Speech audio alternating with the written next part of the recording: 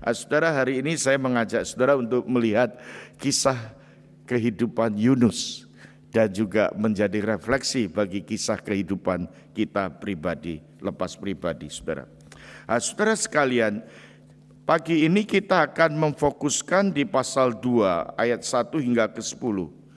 Tetapi yang menjadi topik kita adalah menyambung daripada pasal 1 yang perlu kita perhatikan saudara, yang banyak sekali juga menjadi perhatian kebanyakan orang, termasuk orang Kristen, adalah ayat 17. Ayat 17 itu berbunyi, maka atas penentuan Tuhan datanglah seekor ikan besar yang menelan Yunus, dan Yunus tinggal di dalam perut ikan itu 3 hari 3 malam lamanya.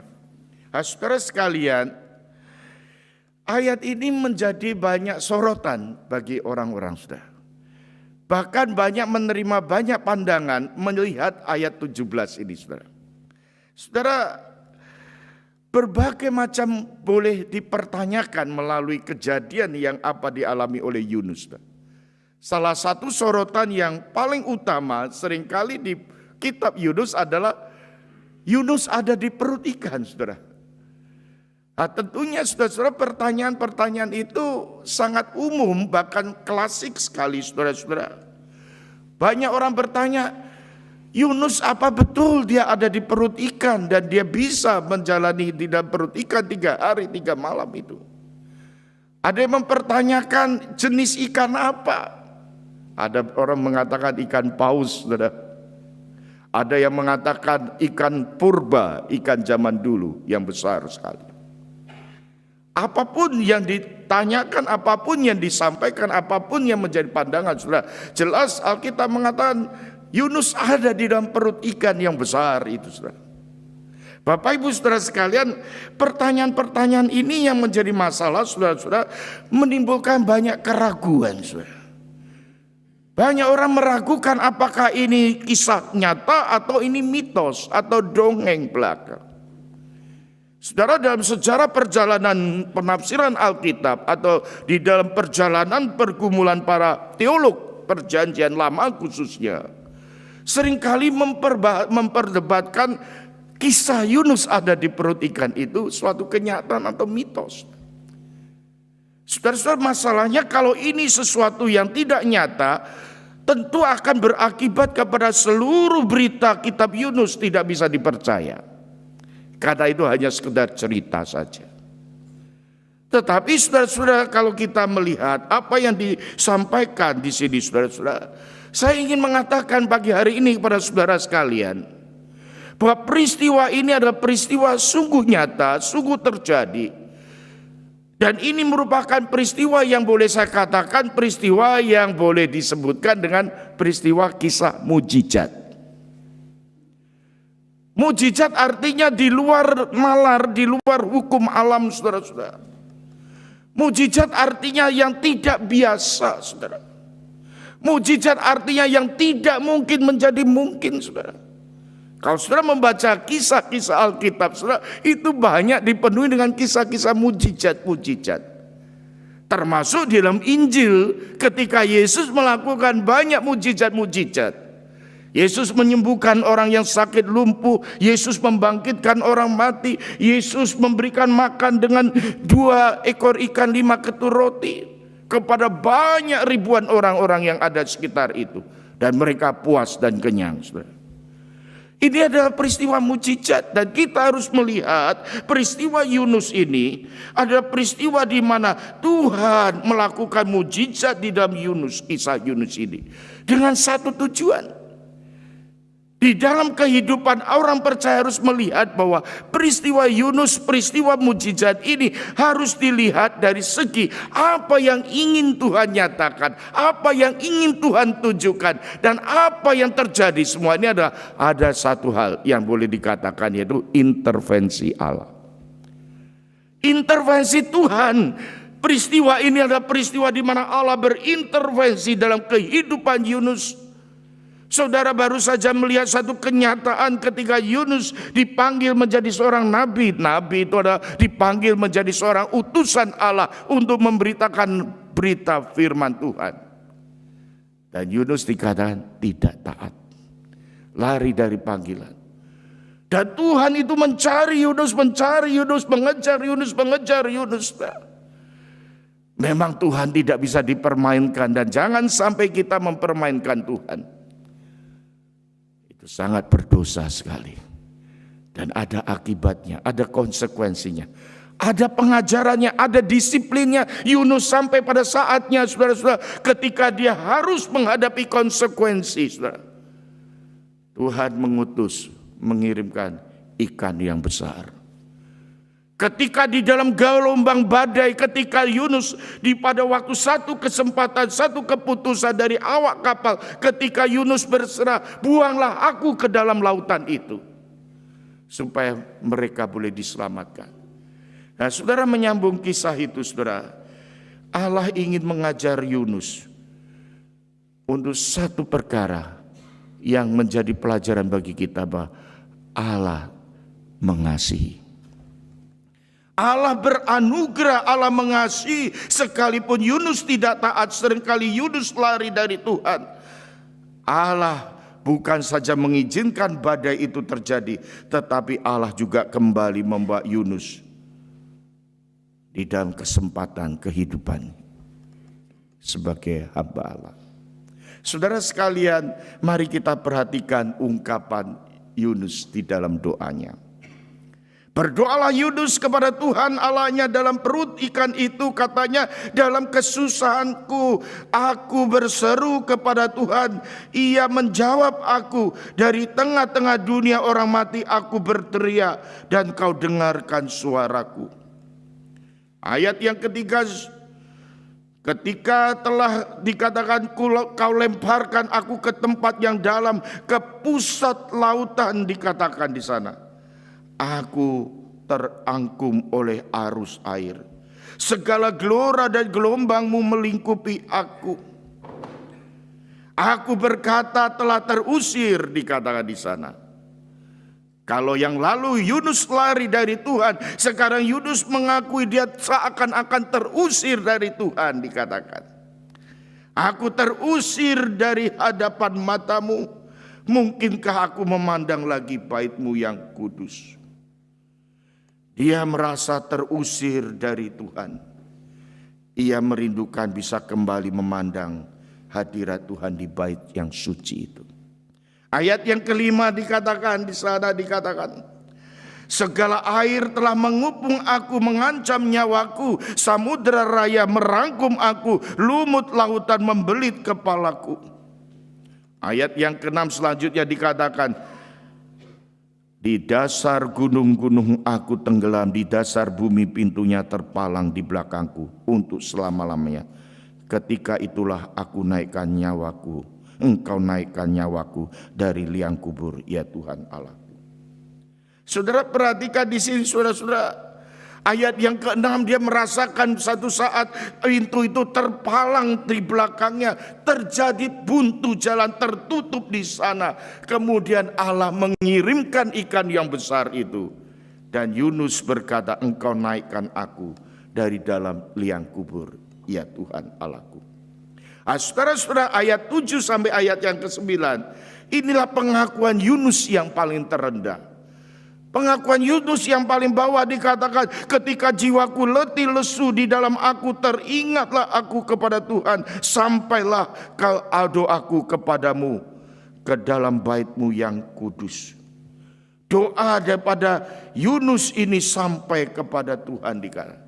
Saudara sekalian, jika kita perhatikan kisah ini, saudara, saat itu Yunus ada di dalam perut ikan. Yunus ada di dalam keadaan putus asa.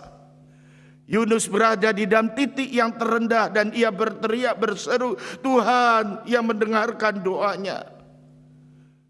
Boleh dikatakan kesimpulannya di sana adalah Yunus mengalami pertobatan. Yunus ingin berubah hidupnya. Dia ingin taat kembali kepada Allah. Dan doanya ini dalam hatinya, saudara-saudara, dia datang kepada Tuhan merindukan Allah, dan dia selalu ingin bersama dengan Allah. Saudara-saudara sekalian, doa yang indah di dalam pengakuan yang ada dalam diri Yunus. Tetapi ayat yang ke-8 saudara perhatikan, mereka yang berpegang teguh pada berhala kesia-siaan, mereka yang meninggalkan Dia yang mengasihi mereka dengan setia. Saudara-saudara terbelit di dalam ayat yang ke-8, coba saudara renungkan baik-baik saudara. Bukankah Yunus itu sudah bertobat, Yunus sudah berubah, Yunus ingin hidup bersama Allah, saudara-saudara.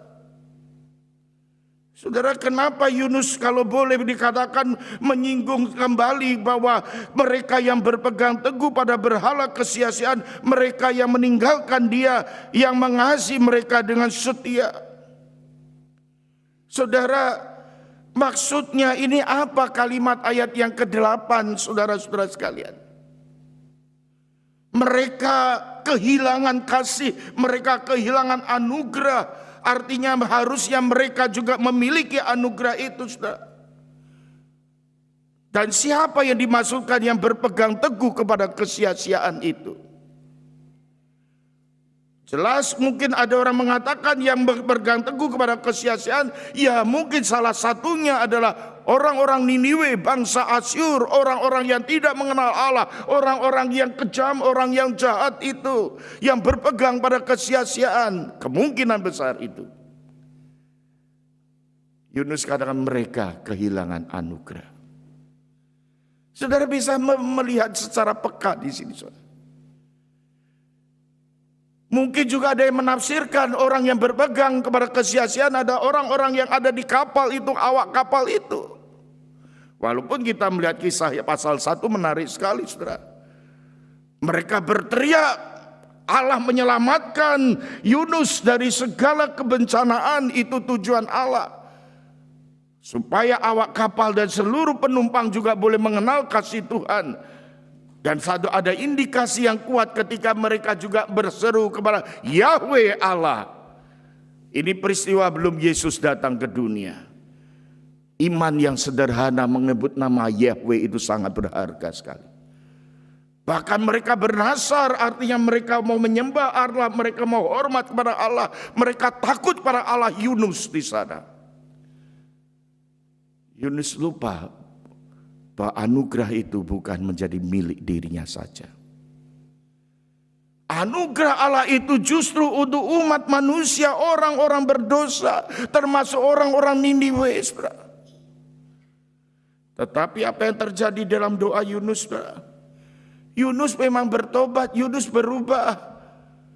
Dia mau kembali di jalan Tuhan, dia mau taat dan dia mau kembali ke Niniwe, setia pada panggilan Allah. Tetapi apakah hatinya sepenuhnya mengasihi Niniwe? Di dalam ayat ke-8 terbelit di sana, saudara. Nanti saudara akan melihat jelas di ayat pasal 3, pasal 4. Yunus masih belum bisa mengasihi orang-orang Niniwe. Yunus belum bisa memiliki hatinya untuk Niniwe, saudara. Dia berkata mereka meninggalkan Dia, meninggalkan Allah yang mengasihi mereka dengan setia. Saudara-saudara, ternyata Yunus belum mengerti arti anugerah Tuhan. Ternyata Yunus masih berpikir bahwa orang-orang yang tidak mengenal Tuhan sudah terlepas dari anugerah Tuhan. Bagi Yunus, awak kapal ataupun orang Niniwe tidak layak mendapatkan anugerah Tuhan. Di dalam perut ikan itulah Yunus sebetulnya belum sungguh-sungguh memahami arti anugerah Tuhan.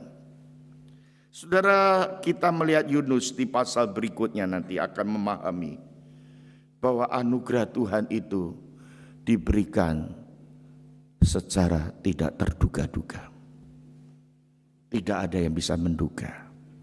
Saudara dan saya hari ini kalau kita buka lembaran hidup kita, banyak anugerah Tuhan yang di luar dugaan pikiran kita.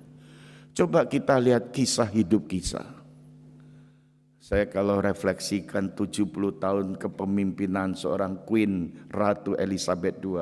Aduh, dari seorang remaja secara konsisten melayani sebagai seorang ratu. Dipuja-puja luar biasa. Kita akan mengikuti tiap hari, tiap jam terus berita itu. Dan gak gampang memimpin 70 tahun sebagai seorang ratu dengan konsisten. Saudara, riwayat kisah Elizabeth II itu gak akan terhapus. Ada benang merah yang kita bisa lihat selalu. Kisah Yunus ada kisah saudara dan saya. Ada benang merah, kadang-kadang kita naik, kadang-kadang kita turun. Kita mau taat, kita mau bertobat, tetapi hati kita, saudara-saudara. Kadang-kadang untuk berbicara mengasihi orang, mengasihi yang mengasihi kita mudah. Mengasihi orang yang tidak mengasihi kita, mengasihi orang yang memusuhi kita, mengasihi orang yang mencelakakan kita tidak mudah, saudara. Saudara sekalian, kita menyadari bahwa sebenarnya saudara, hidup ini adalah kehidupan yang demikian, saudara. Tetapi Yunus diajar oleh Tuhan untuk melihat satu kebenaran, saudara-saudara, bahwa apa yang terjadi Allah kepada orang-orang Niniwe, kepada awak kapal, itu sebenarnya Allah lakukan kepada Yunus. Yunus pun orang yang gak layak. Dia telah jatuh di dalam kesalahan. Bahkan dia telah tidak taat. Bahkan dia telah meninggalkan Allah. Allah berkali-kali mengejar dia. Allah pergi terus mencari seperti seorang bapak mencari anaknya yang terhilang itu. Yunus dikejar oleh anugerah Tuhan. Bahkan Yunus diizinkan di dalam satu pergumulannya sampai di dalam perut ikan. Tapi Tuhan tetap ada di sana. Dalam pengakuan Yunus di dalam doa yang kita perhatikan dari ayat ke ayat tadi, saudara-saudara, Yunus melihat itu betapa Allah mengasihinya seperti seorang anak yang terhanyut di dalam sungai yang deras sekali. Anak ini sudah gak berdaya, dia hanya berpegang pada ayahnya, papahnya. Sementara sungai itu arusnya begitu kuat, ombaknya begitu kejar. Tidak ada kesempatan lagi, semakin hari semakin lemah. Musim dingin, kedinginan, saudara. Anak ini sudah lemah, tidak berdaya. Memegang pun tidak kuat. Memeluk ayahnya sudah tidak mampu lagi. Tiba-tiba dia menyadari sudah ada di tepi sungai itu. Di darat itu dia terbangun. Dan di sana ada ayah yang mendampingi. Dia lupa walaupun anak ini lemah dan tak berdaya, ayah itu berusaha dengan kuat memegang hidupnya, memegang tangannya, bahkan membawa sampai ke darat, ke tepi sungai itu dengan selamat. Saudara, itu hidup kita. Yang penting bagi kita ketika kita ada di dalam arus yang deras, sungai yang kencang, saudara, jangan lepaskan pegangan tangan kita kepada pegangan tangan Allah. Jangan lepaskan pelukan kita mendekat pada Allah. Sampai kapan Pak Joni? Sampai kapan? Enggak kuat lagi. Dan ingat janji Allah. Ketika kita enggak kuat sekalipun, Allah kuat. Ketika kita tidak setia, Allah setia. Allah peluk kita, pegang kita, dia bawa kita, dia bawa keluar dari laut itu, keluar dari ombak itu, keluar dari perut ikan itu. Dan dia datang dalam keselamatan. Bapak Ibu Saudara sekalian, kita perlu belajar untuk taat pada Tuhan, taat panggilan Tuhan. Dan salah satu adalah bisa mengasihi. Yunus diminta untuk mengasihi. Menyadari anugerah itu sebenarnya diberikan untuk orang-orang yang tidak layak menerima. Itu arti anugerah. Saudara sekalian, kita perlu belajar, saudara. Orang yang bisa mengasihi itu hidupnya bahagia. Amin. Amin. Orang yang bisa mengasihi orang lain itu hidupnya senang. Setuju? Setuju? Artinya orang yang benci orang itu hidupnya enggak senang. Apalagi dendam. Orang itu waduh didendam habis-habisan. Itu yang didendam itu senang-senang, ini tambah sakit-sakit. Maka enggak heran umurnya enggak panjang, malah sakit terus. Mati akhirnya dia. Kenapa saudara? Karena mengasihi itu menyenangkan saudara. Membenci itu menyakitkan.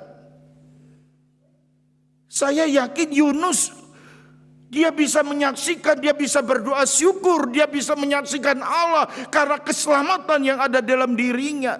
Tetapi Allah ingin bawa dia lebih jauh, lebih meningkat lagi, bahkan lebih naik kelas lagi. Supaya Yunus belajar bisa mengasihi orang yang sekalipun tidak layak dikasihi, yaitu bangsa Niniwe. Saudara sekalian, kita perlu mengasihi sesama kita, bahkan musuh kita. Sekalipun ini tidak mudah. Karena inilah yang diajarkan oleh Alkitab, ini yang diajarkan oleh firman Tuhan. Kasih itu bisa dilakukan melalui doa, saudara. Mendoakan orang-orang yang ada di depan kita. Kasih itu bisa dilakukan melalui memberikan pertolongan, memberikan bantuan, memberikan perhatian. Karena apa saudara-saudara? Karena Allah itu mengasihi, Allah itu kasih adanya. Dia begitu besar mengasihi dunia ini saudara. Yunus tahu bahwa Tuhan mengasihi manusia berdosa termasuk Niniwe. Tapi Yunus gak mau itu. Kita tidak boleh mengulangi kesalahan Yunus. Saudara sekalian, kita memperhatikan di sini saudara. Kenapa Tuhan beranugerah terhadap Yunus? Membawa Yunus dalam keselamatan. Jawabannya jelas saudara. Anugerah. Mengapa Allah mengasihi Yunus, bahkan memberkati Yunus, menyelamatkan Yunus? Walaupun hati Yunus masih penuh kebencian terhadap orang-orang Niniwe. Jawabannya sama seperti Tuhan mengasihi Niniwe, bangsa yang jahat itu. Tuhan beranugerah, Tuhan mengasihi, Tuhan memberikan anugerah kepada setiap orang yang tidak layak, saudara. Anugerah itu dikatakan Tuhan beranugerah di dalam diri Yunus. Itu dari sejak awal Yunus dipanggil, ditetapkan menjadi nabi. Itu sebuah anugerah Tuhan. Dipanggil menjadi seorang nabi itu privilege, itu kehormatan yang luar biasa. Ketika Yunus lari, Tuhan memanggil kembali dengan berbagai macam cara. Kemudian Tuhan beranugerah lagi, Tuhan beranugerah lagi. Di dalam perut ikan, Yunus berdoa walaupun hatinya belum penuh mengasihi orang yang ada di Niniwe. Tapi Tuhan beranugerah lagi, membawa Yunus selamat kembali sampai ke darat. Jawabannya adalah Tuhan beranugerah. Tuhan beranugerah lagi selanjutnya pada diri Yunus. Walaupun Yunus protes, Yunus ngambek, Yunus tidak taat, Yunus melawan. Tapi Allah mengasihi Yunus. Dengan berbagai macam cara Yunus diajar oleh Allah, Yunus didisiplin oleh Allah, Yunus dipukul dengan kerinduan agar Yunus kembali kepada Allah. Dan Yunus boleh mengalami kehidupan yang sesuai dengan kehendaknya. Tuhan Yesus memanggil kita, setiap kita orang berdosa dikasihnya. Tuhan Yesus mengasihi saudara dan saya. Dan tidak pernah berubah kasihnya. Dari dulu, sekarang, dan sampai selama-lamanya. Karena Tuhan mengasihi Yunus itulah. Tuhan mengasihi saudara dan saya, manusia, umat berdosa, bangsa yang ada di dunia ini. Tuhan mengasihi. Saudara sekalian yang dikasihi Tuhan, sekali lagi, di dalam perenungan refleksi kita pada hari ini, saudara. Kisah Yunus adalah kisah saudara dan saya. Mari kita datang kepada Dia, berpegang erat padanya, saudara. Kita boleh menjadikan kehidupan kita menjadi anak-anak Allah. Walaupun kita pernah jatuh, kita rentan dan lemah. Kisah Yunus mengikut Tuhan adalah kisah kita dalam perjalanan mengikut Tuhan. Kadangkala kita bisa gagal, kita berdosa lagi, melakukan kesalahan yang sama lagi. Kemudian Tuhan mengangkat kita kembali, Tuhan membawa kita kembali, Tuhan membentuk kita kembali, Tuhan memulihkan kita kembali, Tuhan mengajar kita, bahkan Tuhan memberikan kesempatan kembali. Kita seringkali mau bertobat, tapi hati kita seringkali tidak berserah penuh pada Tuhan. Kisah Yunus adalah kisah saudara dan saya. Mari kita menyadari bahwa kita penuh kelemahan. Pengakuan di dalam doa Yunus adalah pengakuan yang agung, yang mulia, yang perlu kita pahami sebagai anugerah Tuhan di dalam kehidupan Yunus. Biarlah ini menjadi doa kita. Yang pertama hari ini pesan firman Tuhan, kita tidak boleh main-main terhadap Tuhan. Tidak boleh memandang remeh terhadap kasih anugerahnya. Kita harus kembali kepada Tuhan. Tuhan beranugerah. Pak, sampai di mana? Kalau kita sudah menyaksikan anugerah demi anugerah, kita bersyukur, lalu kita menyatakan nasar, segala apa yang kunasarkan akan kubayar, keselamatan adalah dari Tuhan. Apa yang harus terjadi setelah itu? Mintalah anugerah Tuhan. Tiap-tiap hari kita butuh anugerah Tuhan. Amin. Kiranya Tuhan memberkati kita.